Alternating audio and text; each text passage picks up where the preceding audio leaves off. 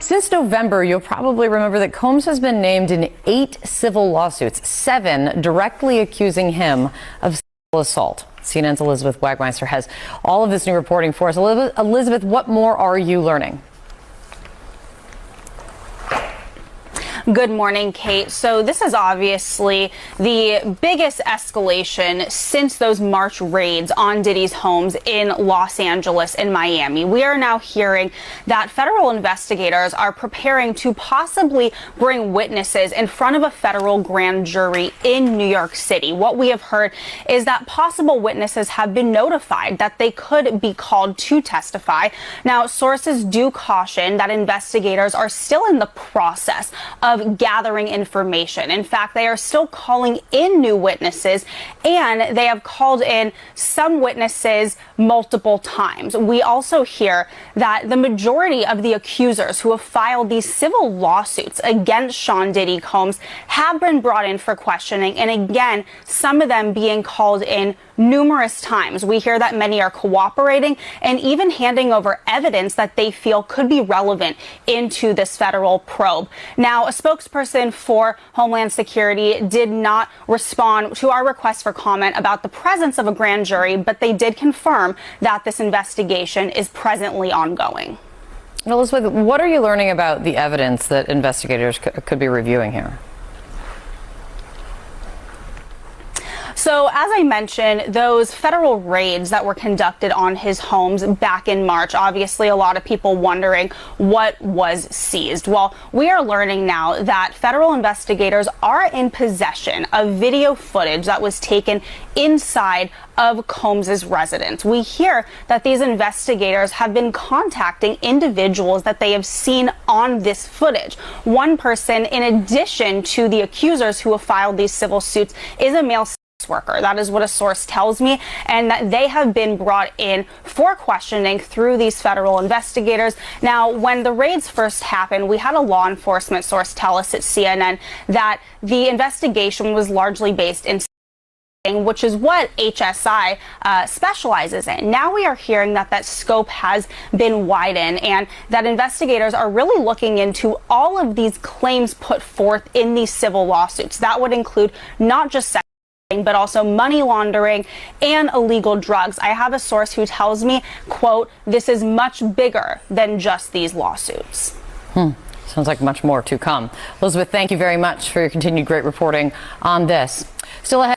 Allegedly, Sean Carter is responsible for enacting Hype Williams to put Aaliyah on a faulty plane to move her out the way as punishment for rejecting him, and so he could level up Beyonce, who was struggling. Let's just say allegedly that happened. Now I want you to think about 106th and Park with Mary J. Blige. Free, who is a victim of Sean Carter. Yeah. Mary J. Blige, who is a victim of Sean Combs, are sitting there talking about the death of Aaliyah amongst each other. Think about that. You got a Diddy victim, you got a Jay Z victim, and you got a superstar gone.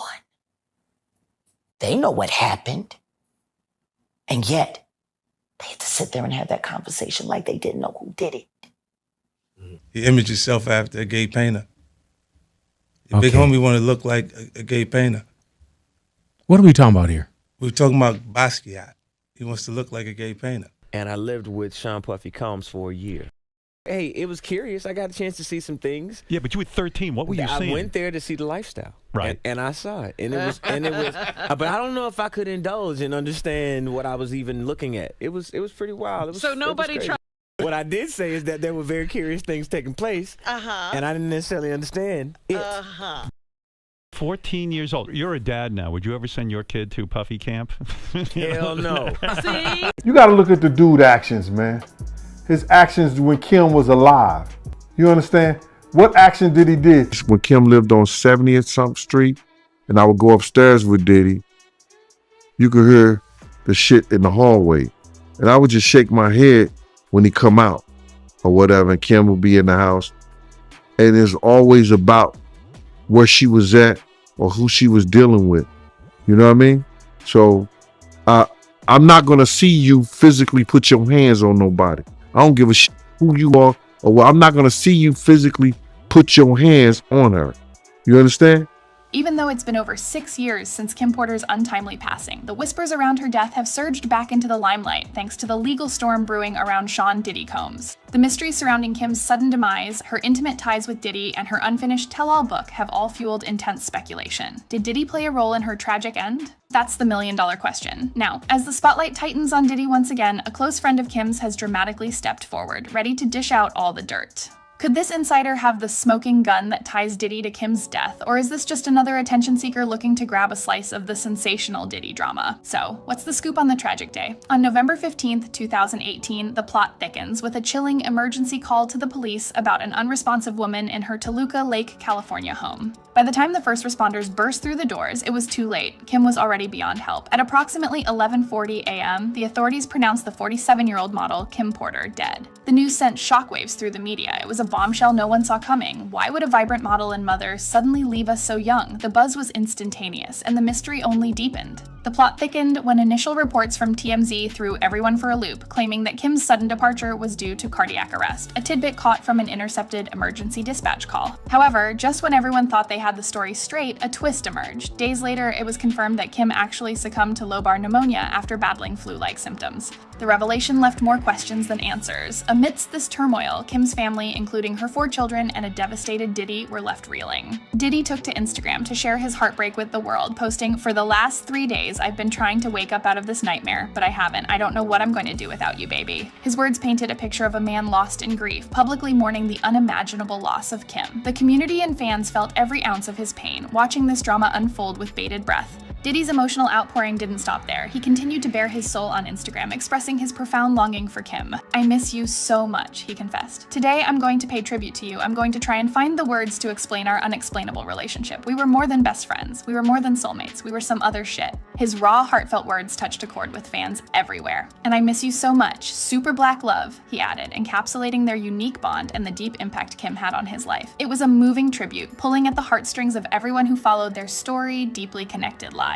The authenticity of Diddy's sentiments left many speculating, but one undeniable truth is that the circumstances surrounding Kim's death were shrouded in suspicion. The mystery deepened as armchair detectives everywhere started piecing together their own theories. The drama escalated when the initial coroner's report dropped a bombshell. Traces of toxins were found in Kim's bloodstream, leading to a ruling of homicide. Then, in a twist straight out of a thriller, the original coroner was abruptly replaced. The new coroner revised the cause of death to pneumonia, stirring waves of disbelief and skepticism. Now, doesn't that just sound incredibly suspicious? Adding to the intrigue, there was a baffling delay. 2 whole months passed before the authorities released any information without offering any explanation for the holdup. This delay only fueled more rumors and whispers of cover-ups. What really happened to Kim Porter? The plot thickens, and the truth seems just out of reach, veiled in layers of mystery and controversy. If the situation wasn't murky enough, brace yourself for another chilling twist. The first coroner, who initially found toxins in Kim's blood and suggested foul play, he died shortly after being taken off the case. Coincidence? The timing is enough to make even the most skeptical raise an eyebrow. How many bizarre coincidences do we need before the dots start connecting themselves? Adding to the mess, the second coroner, stepping into a whirlwind of controversy, swept away any suspicion of foul play, even in light of the blood discovered on Kim's pillow and a telling trail leading to her bathroom. This puzzling decision only amplified the whispers and conspiracy theories swirling around. The big question that keeps circling back is, was there something so explosive in Kim's impending tell-all that someone, possibly Diddy, would go to extreme lengths to keep it under wraps? With each suspicious detail, the narrative of a simple natural death becomes harder to accept. Are we looking at a desperate move to silence a revealing truth? The pieces of this puzzle are slowly forming a picture many find hard to ignore. It's a well-worn narrative that the rich and powerful can maneuver the shadows, crafting cover-ups that the average person could scarcely imagine. And when it comes to someone like Diddy, the idea that he might orchestrate something monumental isn't outside the realm of possibility. The public's appetite for true crime dramas and tales of high-profile figures caught in compromising situations only adds fuel to these fiery speculations.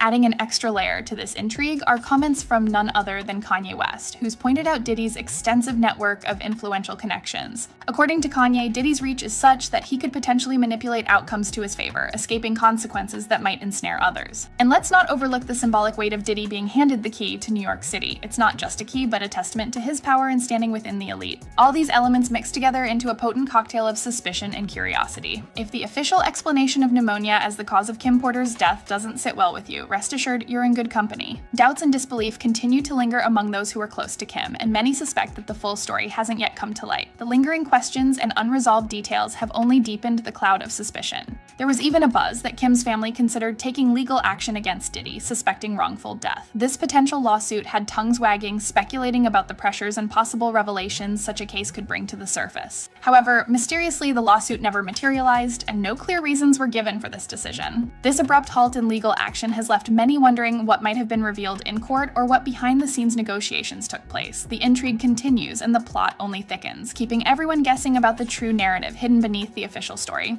The plot thickens further with Al B, Kim's ex-husband and father of her son, stepping into the spotlight with his own set of explosive claims. Despite their separation, Al B and Kim had maintained a civil relationship, primarily for the sake of co-parenting their son. His connection to Kim meant he was deeply impacted by her untimely death. In an Instagram post after her passing, Al B shared a photo of Kim, accompanied by a cryptic caption that has left many scratching their heads and peering deeper into the mystery. She sent me this saying, "Life imitating art. Art imitates life. Now it all makes sense. She told me other stuff too. She was running a marathon," he wrote. This post not only heightened the intrigue surrounding Kim's death, but also suggested she might have been hinting at deeper, perhaps disturbing realities that were mirroring her life in unexpected ways. Al B's vague yet suggestive message has fueled further speculation and debate among fans and followers who are desperate to decode what Kim might have been trying to communicate and how it ties into the circumstances of her death. The mention of a metaphorical marathon perhaps points to ongoing struggles or challenges she faced, adding yet another layer to the already complex narrative. When Al B shared that Kim felt she was being chased by something serious, he told her to talk to the FBI because it sounded really dangerous. But right after he shared this info, Al unexpectedly fell into a coma. This struck many as too strange to be just a coincidence.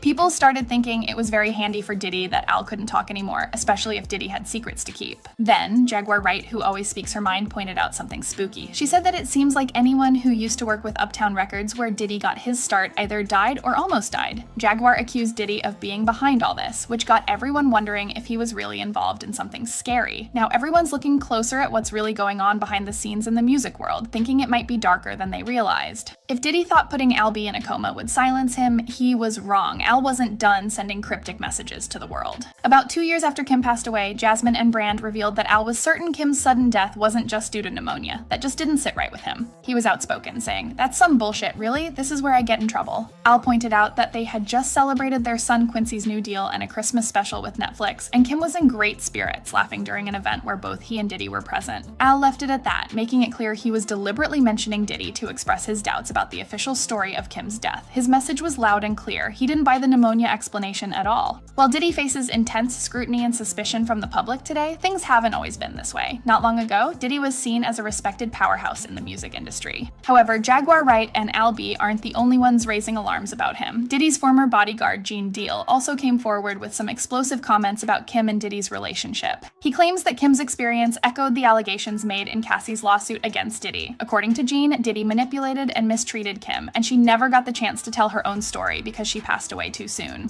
When Kim lived on 70th something Street, and I would go upstairs with Diddy, you could hear the shit in the hallway. And I would just shake my head when he come out or whatever, and Kim would be in the house. And it's always about where she was at or who she was dealing with. You know what I mean? So I'm not going to see you physically put your hands on nobody. I don't give a shit who you are or what. I'm not going to see you physically put your hands on her. You understand?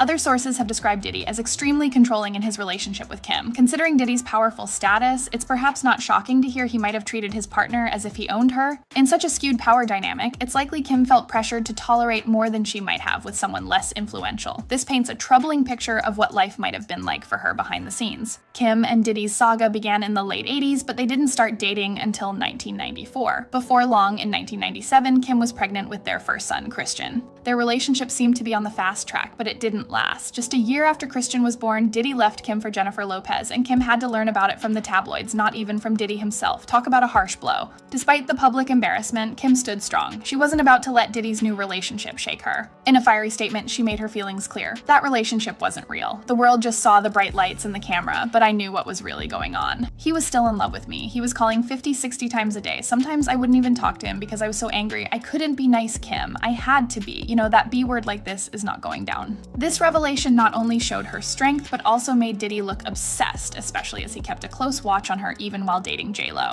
Diddy's obsession didn't stop at phone calls. He was intensely interested in Kim's dating life, going to the extreme of having men follow her and report back on her activities. According to Mark Curry, Diddy even bugged Kim's phone to keep tabs on who she was talking to. These actions paint a picture of a man who couldn't let go, controlling and invading Kim's privacy in deeply inappropriate ways. Allegedly, while Diddy was still publicly involved with J-Lo, he discovered Kim's new romantic interest, Shakir Stewart, a well-respected lawyer turned record label executive. Despite his ongoing relationship, Diddy was reportedly furious about Kim's new connection. Rumors swirl that he insisted on a dramatic confrontation, arranging to meet Kim on a yacht to discuss her involvement with Shakir. The situation escalated quickly, culminating in a heated argument. Later that night, disturbing noises were heard from their cabin, with yacht staff members reporting screams. The confrontation reportedly ended with Diddy giving Kim a broken nose, an act of violence that marred their already tumultuous relationship. This alleged incident highlights the extreme and troubling lengths to which Diddy might have gone to exert control and express his displeasure, casting a dark shadow over his character and their interactions. Indeed, Diddy was faced with a dilemma after the alleged incident that left Kim with a broken nose, a visible injury that would certainly raise questions among the public and media.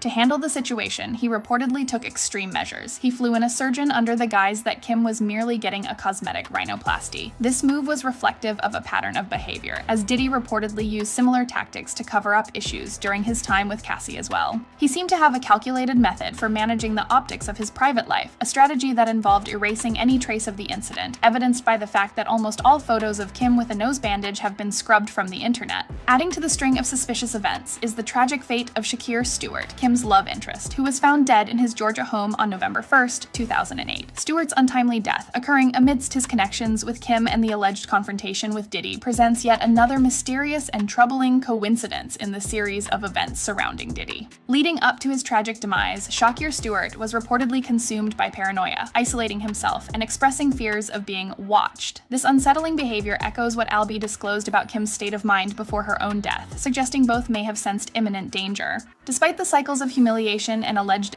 Kim's entanglement with Diddy was complex and enduring. After Diddy split from J-Lo, Kim and Diddy reconciled, only for history to repeat itself in a painfully familiar pattern. While Kim was pregnant with twins in 2006, Diddy fathered another child with Sarah Chapman. The revelation came just 5 months before Kim's due date, shocking the public. However, Kim, well acquainted with Diddy's behavior, was prepared. It was alleged that she had hired a private investigator who broke the news to her before Diddy could confess, highlighting her proactive approach to dealing with his recurring betrayals.